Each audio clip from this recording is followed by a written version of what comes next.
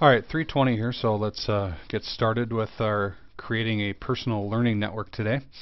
And we're going to go through a couple of tools today to help you create a personal learning network.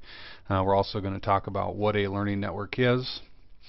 And so the couple things that we're going to be using here are Twitter and Diigo today to kind of show you the power of a network and how you can use it in your professional life as well, or your professional career. So as we go along today, you'll want to follow along and take a look at those things to help you. Alright, so what we're going to cover today is what a PLN is.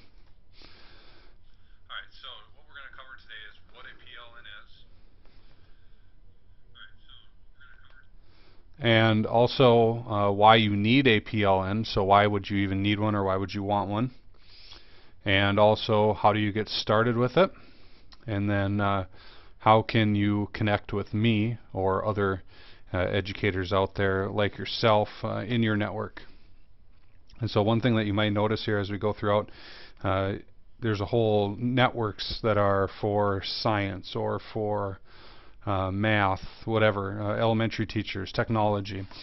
And so as we go along, just make note of that and take a look at the different things that you can take part in. A good quote here by Kevin Honeycutt, who's an educational technology specialist or an integrationist, is he says, "I'm smart, but my network is brilliant." And so we got to have that attitude as we go along through a personal network. Is one person is smart, but everyone around you is a little bit smarter. So it's a great quote to start with today as we begin to look at personal learning networks. So before you jump into this personal learning networks and Twitter and Diigo, what is a PLN? What is a personal learning network? It can be also a professional learning network. And so what it is you're going to tap into other people's resources, other people's knowledge to make you better. And so PLN, personal or professional, whatever you want to call it, learning, and then network. And so as teachers, you've always been a part of a network of learning.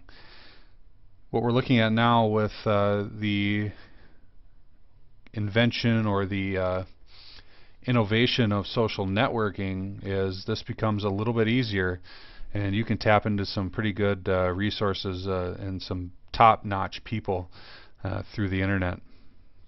And so what you're going to do, you're just going to connect with others to learn something, to learn about something.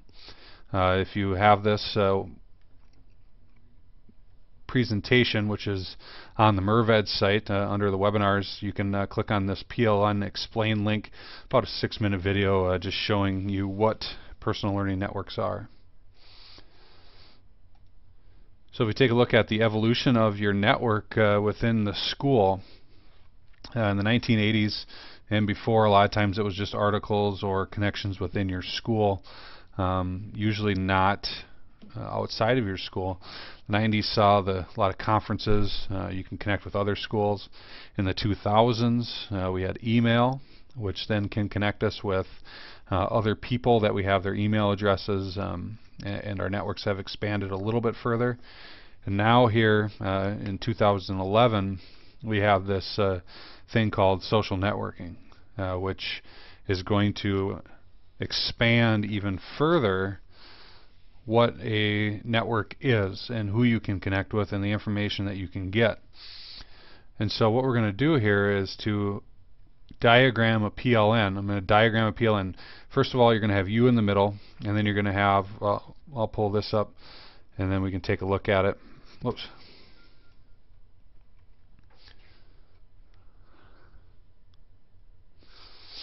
And so just wait here as the program pops up, maybe. There it is. And so as you have a network, you have, and pardon my drawing, it's probably not the best, but you have you in the middle. And outside of you, you have your own little immediate network, people within your school, okay? And you can be connected to those people. Now those people too are part of networks, and so they have networks outside here as well that they're a part of. And so you can also, in essence, connect to those networks through them. But there's also these networks out here that exist, these online conversations that are going on that we can take part in through some tools. And what we're trying to do is to connect you to those networks. And so to expand your networks a little bit, and by using online tools that can help you do that. So I'm going to pull back up the web here real quick.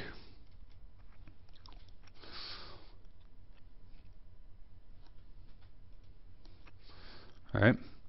And so there's you, the immediate network. You also have that second layer network, and then your extended network. And so what we're trying to do is get you in this extended network to better yourselves. Now there's different types of people within a personal learning network or professional learning network. You have talkers, just like any conversation, you have talkers and listeners. You have people that talk loud, you have people that don't talk a lot.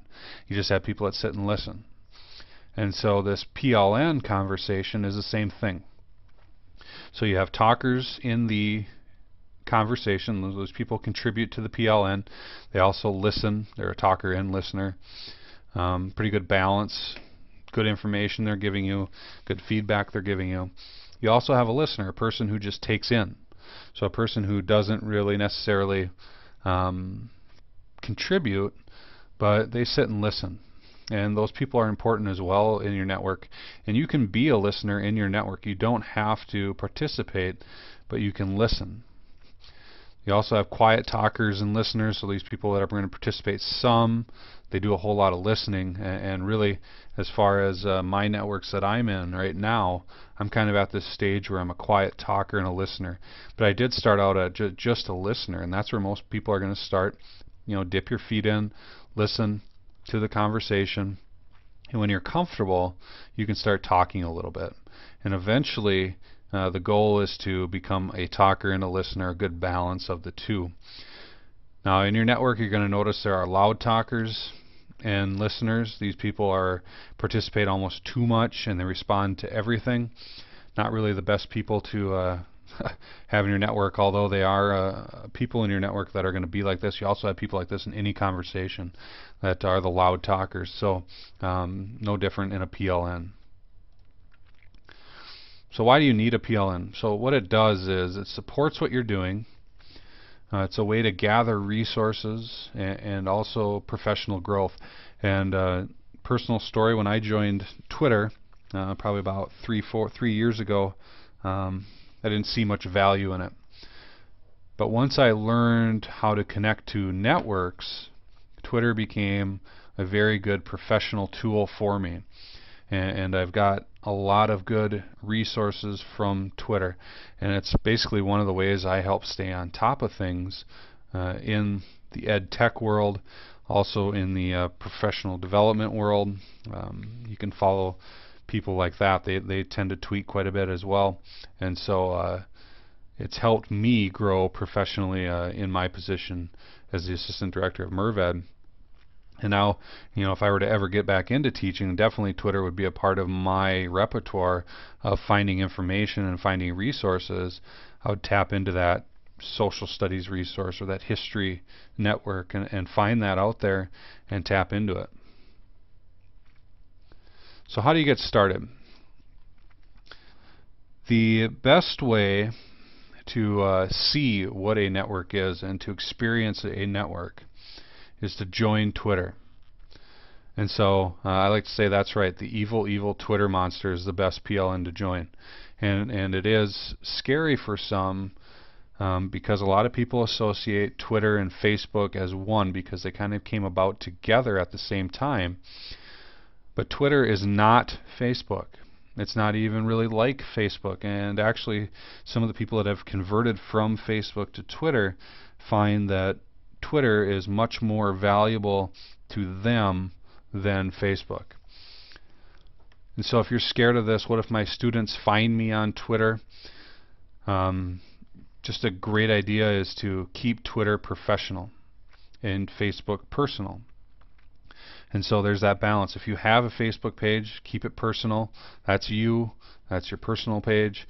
Twitter is your spot to grow professionally. Retweet things that pertain to your professional organization, whatever. And if your students are following you, then so be it. But you also have the power to make sure they don't follow you. You can set your settings pretty tight to make sure they can't find you. You can also set your settings basically so you don't have anybody that can find you at all. And so you can just be a listener in this conversation, which I think is very beneficial, just by being a listener. And so the other part to Twitter is remembering you choose who to follow. And so you're not following random people.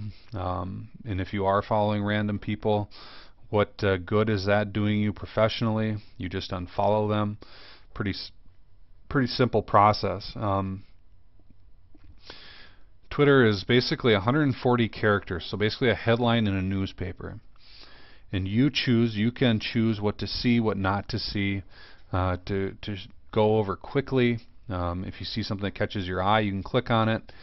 And a recent study has shown that 60% of the tweets in Twitter are links or articles. And so that's telling you that 6 out of 10 tweets are something that you can click on or something that you can read, and not somebody telling you what they just had for supper. And so a pretty good thing there for Twitter. There's a big misconception out there about what Twitter is and what it does and what purpose it serves. But again, you choose who to follow. People can follow you, but you can also set your account to not allow people to follow. So let's get started. And so what we're going to do now through the next couple minutes here is show you Twitter, show you how to sign up, things like that. And so what you do, and obviously probably blocked at school for the most part.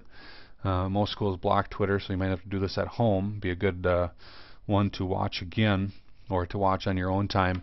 But go to Twitter, and here you are. You can sign up. Twitter.com, new to Twitter, join today. Full name, email, password, sign up. And I believe it'll probably send you a verification email. You just go through that process. So eventually what you're going to do is you're going to get signed in to Twitter. Okay? And yours is probably going to be blank because you don't follow anybody. Okay? I currently follow 72 people and have 36 people that follow me. And so usually if you want, you're going to reach that point. If you start following people, you'll reach a point where you're going to say enough is enough, and you don't need to follow any more people. So if you look at some of the gurus of educational technology, for instance, such as Will Richardson, so we'll just go to Will Richardson's page.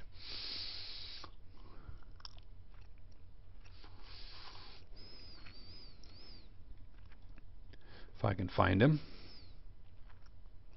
So here's Will Richardson. So I can click on his name, and I can see that he follows 184 people. He has 21,000 people that follow him. Okay, so what is he saying that people are wanting to follow him? And so what he looks at is he tweets a lot of articles and basically makes you think about a lot of different things in ed tech, and also gives you some tools here and there. He's got 12,000 tweets that you can go through. And so I know that Will Richardson is an ed tech guru. And so what I'm going to do is I'm going to actually take a look at who he's following. Okay? And so the best way to actually first find who to follow, there's a link up here that says who to follow. And now you can type in, so we can search by name. So I'm going to type in Will Richardson, and his name comes up. Okay, and so I can click on it, and then I can click over here that says 184 following. So Will Richardson follows 184 people, and this is who he follows. Okay, and so now what this does is this allows me to see who he has selected to follow in Twitter. And so there's some pretty big ed tech names there. There's also probably some family members that he follows. But so I would look through his and then find some people that he follows that I would like to follow as well. And so if I want to follow somebody, let's say I want to follow, let's see, MacArthur Foundation. Okay, they have a Twitter page. I'm going to hit follow. Okay, and now what I actually end up going to them, something will go to them to say that bramo22 is following you, and they can see that. Okay, so who to follow. Now, how do I find people who to follow? A lot of times it's just going to Google and typing in. So let's go social studies and Twitter. Okay. And so here's a social studies group or a social studies social media, how we connect 21st century. And so I can go there and I can take a look at who they follow. They only follow 18 people, so relatively new. Or I can go up here and just type in the word social studies and see what comes up. Okay. And so if I look over here, here's social studies teacher, Moodler. So if I want to follow her, I'm going to follow her. And there you go. I'm going to type in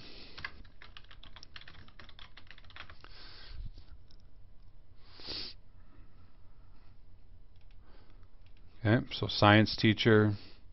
I can look over here. I can just go back home, or I can go back to who to follow. Type in science teacher, and up pops this whole network of science teaching that I can follow. And so a great way for you to expand into that universe. Now if you want to follow me, all you have to do is go to who to follow, and you can type in my name, and my name comes up. Click on me, and then you can click on a follow button.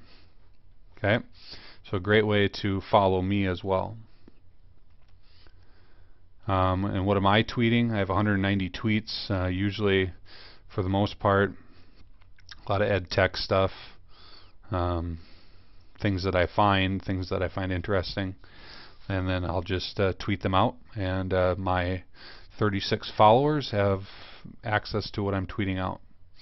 So kind of a cool way to extend what I know. But use this who to follow and just search by name, search by topic. You can search ed tech, and up will pop some ed tech stuff. It's a good way to find things to follow. Your professional organization, ASCD, Learning Forward, they all have that kind of stuff as well. They tweet. Minnesota Department of Ed tweets, and so you can find that. Now as you're looking at tweets, for instance, you're going to say here, I follow ESPN. And so they have this at MNF, at Saints, and the Giants, so the hashtag Giants. And so what that does is that allows you to categorize different things. So here's trends. Cyber Monday is a huge trend today. And so if I'm going to tweet something, so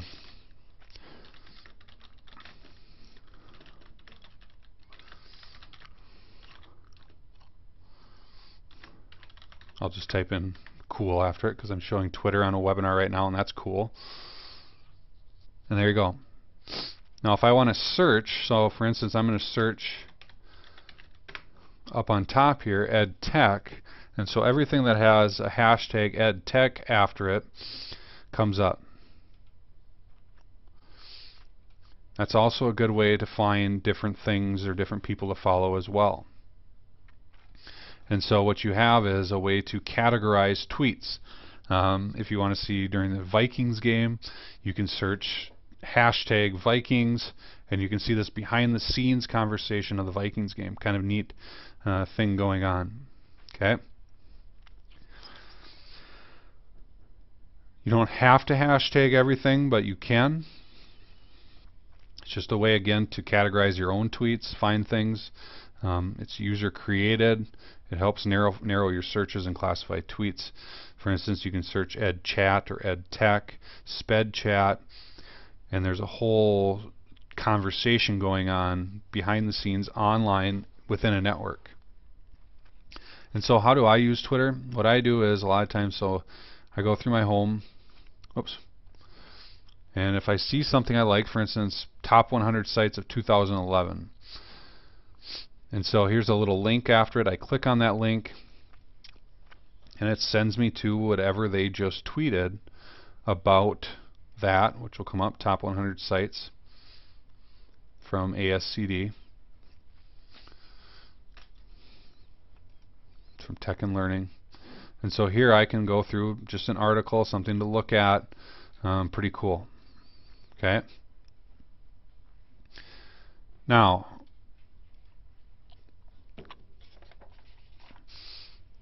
again, you don't have to say anything in this Twitter conversation. You can just start following people and see what they have to say. Kind of cool just to follow people. But what I wouldn't do, don't start tweeting about your personal life. People don't like that. People aren't going to follow you. If you do tweet personal stuff, keep it at a very minimum. If you don't want people to follow you, you don't have to. You don't have to say anything. What happens if you get spammed, which is likely to happen? So on your Twitter, let's say Education Week is spam, and I don't like that. All I do is this little arrow next to it. Oops. I just click on Education Week, and so this profile comes up. I click on this little friend thing, or this little person, and what I can do is I can block them, and I can report them for spam, and just delete it, get rid of it. You don't need it. It's going to happen. I will tell you that right now. Just don't get discouraged. Don't get discouraged over the fact that you just got spam. Don't click on any of the links. Don't follow those spammers back. Don't reply back to them. Just block and report for spam. It will happen. I will tell you that right now. Just delete it. Okay. Within Twitter, you have settings, account settings. This is where you can go through and lock down your settings a little bit. Okay. So that's Twitter. See, I have about 7 minutes. I'm going to jump over to Diigo. What Diigo is a social bookmarking site that allows you to save your bookmarks in the cloud. And then you can share those bookmarks with other people. So what you want to do is go to Diigo.com, and you're an educator, so you're going to go down here in the right hand corner, and you're going to click Get Started here. And so apply for your educator upgrade. Now you can sign in with, if you have a Google account, you have a Twitter account, Facebook account, you can sign in with all that, or you can just create your account for free here and then go from there. Okay, it will take a little bit to approve your educator. You get a little more space and some more, a couple more features. So we're going to sign in. Whoop. I guess I've already applied to be a educator. And so once you're signed into Diigo, what you're going to see is, now mine is going to look a little different because I've been bookmarking and things, but you'll want to scroll down to the bottom. And to make this easy for you to bookmark things, as you can see, I have this D right here. What you need to do, if you're using Chrome, just install the Chrome extension, just click on it. It'll tell you exactly what to do. Or you can put the Diigolet on your browser. So I'm using Firefox. It'll basically bring up what you're using. All I do is drag this to my bookmark bar. Okay? Or you can watch the tutorial video. It'll show you how to do it. It makes bookmarking things easier. And so I'm going to go back to my library. And what you see is if you want to access my library, you can just type in diigo.com/bramo and it'll bring up my library. And you can access all my bookmarks. And so if I like this thing right here. I've installed the bookmark, the Diigo toolbar. What I'm going to do is I'm going to click on this. I'm going to click on bookmark this page. And now what I'm going to do is I'm going to tag it. So I'm going to tag it technology. This is a way for me to classify my bookmarks. And then hit save. Okay, I see that it probably didn't come up the greatest. But now when I go back to my library, there's my bookmark. Now I can search all my bookmarks. So here's tools, 151 of them.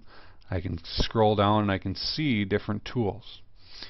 And then I can even break it down even further over here on the left hand side. Now the part about it is that makes it social is you can have a network. Okay, and so I am currently following 19 people and I have 18 people that follow me. And so when I click on my follower and I see my followers, these are what my followers are bookmarking. Okay, and so I can see what they're bookmarking, so I can see what Leanne is. If I want to see what this is, I just click on it and it brings me, oops, that one's not found, wasn't a good one to click on. I can click on that link and it sends me to that page. Okay. Now within Diigo as well, we've set up a group called the Merved group. And within this group is when I go to bookmark something, after I've joined this group, if you just type in Merved group, you'll find you can invite or join this group. You just click on that. And then you get all these updates. Okay. Either you can set it up by your own settings. Sorry, I clicked on the wrong one. So your alert settings. So once you've joined, you just click on alert settings. And you can get emails from this group. I get emails daily from this group. They come in the morning. And so I can see every time somebody has updated or sent somebody to this something to this group. Kind of a neat way to keep tabs on things. You can also, so if I go to my groups, I've also joined Google in Education, Diigo in Education. And so what I can do is every morning I get an email with all of these links. And so I've extended my network. And so if I want to find groups, what I'm going to do, I'm going to search up here. I'm going to search social studies. Oops. Find groups matching social studies. So over here you see where it says find groups interested in social studies. So I click on that. And so here I can find groups, social studies groups, and I can get all those emails or all those links that people are sharing. So kind of a neat little way to expand your network even more. Again, you don't have to be a contributor. You can be a listener in this group or in this personal learning network. And all it does is give you resources for free. Okay? And so today, now as we wind down, a PLN, basically a personal learning network. There's different levels of participation. You can be a talker, you can be a listener. And once you see value in what you've been getting, it becomes ingrained in what you do. So it's not just another thing to check, but it's something that you value and something that you're going to get something out of and use. And so don't look at it as something else I just have to check. I hardly check my Diigo. I get my emails. I bookmark things for people, and so therefore I've started that conversation. I'm a talker in that Diigo conversation, but I'm really a listener in the Twitter conversation.